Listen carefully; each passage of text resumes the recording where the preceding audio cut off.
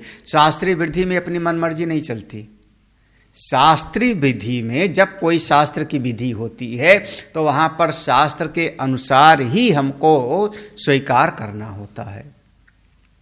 जो एक प्रसंग है, बड़ा मार्मिक प्रसंग है कि भगवान राम और सीता जी दोनों गया, वहां जा कर के पिंडदान करने लगे। जब पिंडदान करने लगे फल्गु नदी में, तो सामने दशरथ जी ने हाथ निकाल दिया, बहुत दिनों से भूखा हूं, लाओ खिलाओ।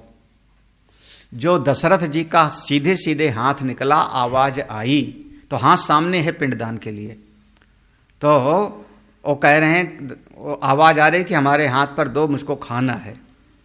अब वहां पर विचार किया गया कि इनके हाथ पर दें कि कुसा पर दें। पिंडदान जब किया जाता है तो कुसा पर दिया जाता है, कुसा पर दें, क्योंकि शास्त्र की विधि तो है कि कुश पर दिया जाता है। और सीधे अगर हमारे पिताजी जिनका हमने नाम निकाल लेकर के पिंडदान कर रहे हैं, उनका सीधे आ रहा है, तो उनको सीधे क्यों ना दें? क्या करना चाहिए? उनके हाथ पे देना चाहिए कि नहीं?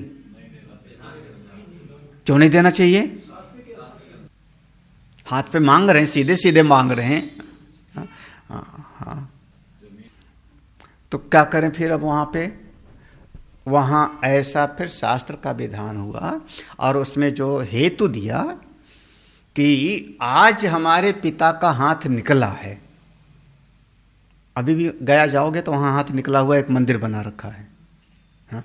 तो पिताजी का हाथ निकला है, हम उनके हाथ पर पिंडदान कर दें, तो हमको देख करके यद यदाचरति श्रेष्ठः तत्तदेवे तरो जना, जो 1000 लोग गया में श्राद्ध करने आएंगे, सब कहेंगे मेरे पिताजी का हाथ निकले तो पिंडदान करूंगा, और सबके पिताजी का तो हाथ निकलेगा नहीं, तो लोग शास्त्र का पिंडदान विधि का उल्लंघन कर देंगे, करेंगे नहीं। तो हमको शास्त्र विधि के अनुसार ही करना चाहिए।